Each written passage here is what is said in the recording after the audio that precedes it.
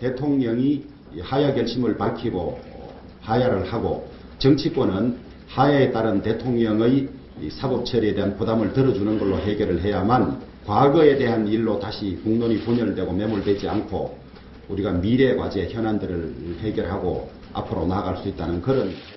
현직 대통령의 탄핵 소추는 어떤 경우든 국가적, 국민적 불행이며 어떤 이유든 모든 정치적 해법이 먼저 모색되어야 합니다. 저는 이미 작년 4월 퇴진, 6월 대선안이 정치권 원로들이 제의했을 때부터 이러한 정치적 해법이 탄핵 소추에 절대적으로 앞서야 한다고 주장해 왔습니다. 지금 바른정당과 자유한국당 양측에서 모두 박근혜 대통령이 탄핵 선고 이전에 자진하야해야 한다라는 의견이 나온 건데요. 이거를 과연 국민들이 어떻게 받아들일지 모르겠습니다. 저희가 출력물로 이들이 말하는 자진하야설의 시나리오를 좀 작성을 해봤습니다. 일단 함께 보시죠. 박근혜 대통령 자진 사퇴에 따른 향후 정치 일정, 방금 나온 이 주장대로 헌재의 판결과 무관하게 그 전에 2월 말쯤에 대통령이 자진 사퇴한다면 헌재가 3월 초에 탄핵 인용 혹은 기각 둘 중에 아무 판단도 안 하고 각하 결정을 내릴 가능성, 그러니까 탄핵 여부에 대해서 아무 선고를 안 할 가능성이 있다는 거예요. 그러면 이들의 주장은 태극기 집회나 촛불 집회가 서로 맞부딪히고 양분화되는 극단의 상황을 피할 수 있다. 이게 논리의 주된 근거입니다. 그러나 과연 박근혜 대통령이 사법 처리가 될 것인가 말 것인가라는 여부에 따라서 다시 민심이 동요할 것이라는 우려도 만만치 않습니다. 헌재 결정과 상관없이 만약에 자진 사퇴하게 된다면 60일 이내에 조기 대선이 치러지는 것은 변함이 없습니다. 자진하야설, 이거 핵폭탄급 논란이 일 것으로 예상되는데 윤 실장님, 이거 어떻게 보세요? 이게 과거 모델이 있어요. 미국 사례가 있죠. 닉슨 포드 모델이라는 건데, 닉슨 대통령이 이제 워터게이트 사건으로 해가지고 특별검사가 이제 임용이 돼서 수사를 했죠. 근데 이제 특별검사를 막 해임하려고 하니까 법무부 장관이 사표 내고, 장관 사표 내니까 차관이 사표 내고 이제 난리가 나다가 본인이 그 사퇴를 합니다. 우리말로 하야를 하죠. 그럼 이제 미국 같은 경우에 부통령이 자녀 임기를 수행하게 되잖아요. 포드 부통령이 이제 대통령직에 올라가자마자 닉슨 대통령을 바로 사면을 해버려요.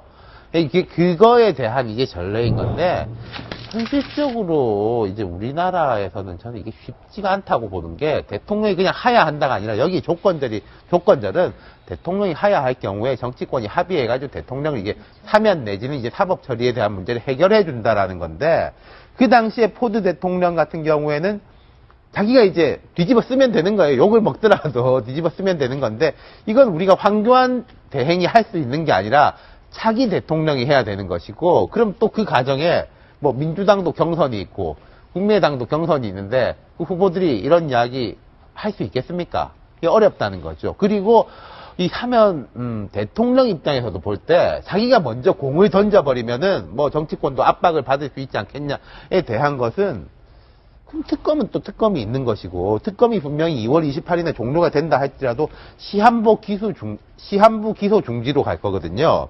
그럼 사면은 나중에 정치적인 것이고, 검찰의 수사는 수사대로 굴러가야 되는 겁니다. 검찰의 수사 자체는 무엇으로도 막을 수가 없어요. 정치적 행위로서. 그런 문제가 너무나 낱마처럼 엮여 있기 때문에 참 쉽지는 않다. 그래도 가능성이 약간 높다고 한다면은, 탄핵이 기각됐을 경우에, 기각되더라도 대통령이 내년 2월까지 정상적으로 직무 수행하기는 어렵지 않냐. 그럼 기각이 됐는데 대통령이 말하자면 나의 이제 기득권 같은 걸 버리는 의미에서 이 사퇴를 한다면은, 그때는 좀 야권에서도 뭔가 나올 수 있지 않겠냐. 뭐 이런 시나리오죠. 아니, 자진하야 얘기는 사실 앞서서 나왔던 겁니다. 그러나 촛불 민심이 절대 허락을 하지 않았었던 문제인데, 논리는 이렇습니다. 헌재가 어떤 판단을 내리든 지금 분위기대로라면 태극기 집회, 촛불 집회 양쪽으로 분화돼서 헌재 판단 이후에도 나라꼴이 양분될 것이다. 사실 그거는 맞는 말이죠. 예. 지금도 이런데 사실 탄핵 결정이 나오면 기각이든 인용이든 아마 난리가 날 겁니다. 그런 거를 우려해서 이제 국론 분열을 우려하기 때문에 대통령이 희생하는 모습을 보면 좋지 않겠느냐 하는 게 이거의 주된 논거입니다. 대통령이 유무죄하고는 상관이 없어요. 그렇다고 대통령이 유죄다, 무죄다 그런 것은 상관이 없습니다. 국론 분열이 심각하다. 그리고 대한민국의 발목을 잡는다는 논리인데요. 사실 이 논리는 지난주 주말부터 떠돌기 시작했는데 누가 제기를 하는지 봐야 됩니다. 이게 범여권에서 제기를 하고 있어요. 대통령으로서는 대통령이 이걸 고마워할까요? 저는 그렇게 생각을 하지 않습니다. 대통령은 지금도 본인에 대한 무죄를 확신하고 있고 지금 다투고 있는데 예. 이 논리는 결국 지금 이름 바꿨죠. 한국당이 살려고 그럽니다. 대통령은 죽이고서 자기들은 좀 살아보겠다는 그런 논리에서 나온 것이로 대통령으로서는 받아들일 수가 없는 거죠. 왜냐하면은 사실 대통령을 자리에서 물러나면은 그거와 무관하게 바로 수갑을 차거나 하실 조사를 받아야 되는 건데 그런 모습이 사실 바람직하지 않고요. 아까 얘기한 대로 그럼 그런 걸 피하기 위해서는 정치적인 대사면이나 이런 걸 거래가 있어야 되는데 지금 야당이 저렇게 탄핵 심판에 기각되는 결과도 수용 못하겠다는 사람이 있는 판국에 저렇게 대통령의 사면을 미리 얘기한다는 건 자기 무덤을 파는 것이거든요. 예. 그러니까 야당으로서도 그다음에 이거 태극기 그다음에 대통령으로서도 정치적인 보수 쪽에서 정치적인 해결책을 모색했고 대통령으로서도 앞뒤가 안 맞는 것이기 때문에 저는 불능론 이거는 주장할 수는 있으나 대통령도 야당도 받아들이기가 참 힘든 논리다. 말씀하신 것처럼 저희가 청와대 입장을 좀 취재를 해봤는데요. 청와대 입장은 이렇습니다. 탄핵전 하야설 전혀 검토 안 했다. 말도 안 된다. 뜬구름 잡는 얘기다. 청와대에서는 일단 선을 그었어요. 박성규 전 대변인. 네. 청와대는 저렇게 얘기할 수밖에 없죠. 아마 굉장히 진지하게 검토를 하고 상당히 깊게 논의가 되는 과정에서도 저렇게 얘기할 수밖에 없을 겁니다. 마지막 단계까지. 예. 그런데 저는 이 문제 굉장히 복잡하지만 중요한 문제라고 봅니다. 어떻게 얘기하면은 나라 걱정하는 사람들과 선거 걱정하는 사람들, 그 두 사람들 사이에서 의견들이 지금 팽팽하다고 좀 보는데요. 누구나 다 예상을 해요. 날이 갈수록 기세가 드세지는 태극기 집회 그리고 촛불 집회. 지금은 충돌 양상까지 보이고 있어요. 어느 쪽으로 결론이 나든지 이 후유증 극복하기 쉽지 않을 겁니다. 안 그래도 북내외적으로 어려운 상황에 이런 후유증 가지고 대선 치르면서 대한민국이 제대로 갈 수 있겠는가. 당장 우리가 눈을 조금만 들려보면은 우리 경제 안 좋은 상황에서 삼성까지 지금 저렇게 되면서 삼성의 국가 신인도 추락하고 대기업의 우리 기업들이 젊은 인재들 올해 뽑겠다고 한 채용 계획이 거의 지금 제로 상태로 떨어지고 굉장히 어려운 일들이 많이 쏟아지고 있는 상황이거든요. 어떤 형식이든지 정치적으로는 후유증을 줄이기 위한 그 방법을 모색하지 않으면 안 됩니다. 그러나 전제는 있죠. 야당이 동의하지 않으면 안 됩니다. 예. 그래서 이 부분에 있어서 저는 개인적으로는 시기적으로도 좀 늦었고 그리고 현실적으로도 어렵다고 하는 대선을 앞에 두고 있는 상황에서 그것을 분명히 인정하지만 그럼에도 불구하고 누군가는 나라를 위한 고민을 좀 해야 되는 지점에 와 있다는 생각을 하고요. 이 부분도 그런 면에서 좀 고민이 돼야 된다고 생각해요. 하나 전제가 있어요. 야당의 정말로 선거 걱정이 아니라 나라를 걱정하는 지도자가 국민을 설득하겠다는 마음을 하나 가져줘야 되고 그 전에 대통령이 헌법재판소에 출석을 해서 정말로 진솔하게 그리고 당당하게 대통령으로서의 이 문제에 대한 이제까지 과정을 인정하고 잘못을 시인하고 그리고 그 부분에 관해서 겸허하게 결론을 기다리는 그런 과정이 좀 필요하다고 봅니다. 이 칼럼 또 한편으로는 이런 생각도 들어요. 헌재의 탄핵 선고가 이제 코앞으로 다가온 이 시점에서 자진하여설 뭔가 냄새가 난다는 거죠. 우리가 아까 사법 정의에 대해서 우병우 전 수석의 영장 기각과 관련돼서 목소리를 높였지만 박근혜 대통령 건에 있어서도 사법 정의는 반드시 세워져야 되는데 자진하여설 이거 뭔가 꼼수 아니냐. 그렇죠. 일단 박근혜 대통령의 초점을 맞춰서 말씀을 드린다면 물론 검토를 전혀 안 하고 있다고 하니까 특별히 드릴 말씀은 없는데 우리 자진 납세 기간 있었습니다.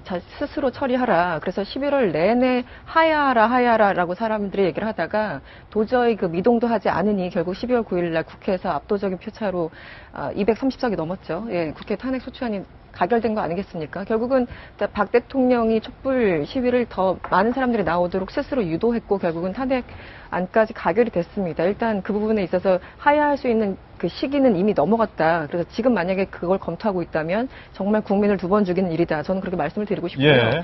첫 번째, 전 자유한국당도 황당한데 아까 정 의원님 말씀하셨지만 이건 대통령을 위하는 게 아니라 본인들을 위한 거예요. 아, 그래요? 네, 제가 보기에는 이제 인용이 인용으로 이제 갈 거라는 가능성이 높아지니까 만약에 인용이 된다면 가장 타격을 받는 사람은 물론 1차적으로는 대통령이겠지만 2차적으로는 대선 앞두고 있는 자유한국당일 수밖에 없습니다. 결국은 본인들 사회적으로 저런 제안을 한 것이 아닌가. 계속 흘리기 작전으로 한번 떠보기 작전으로 지난주부터 계속 저런 얘기를 하고 있는데요.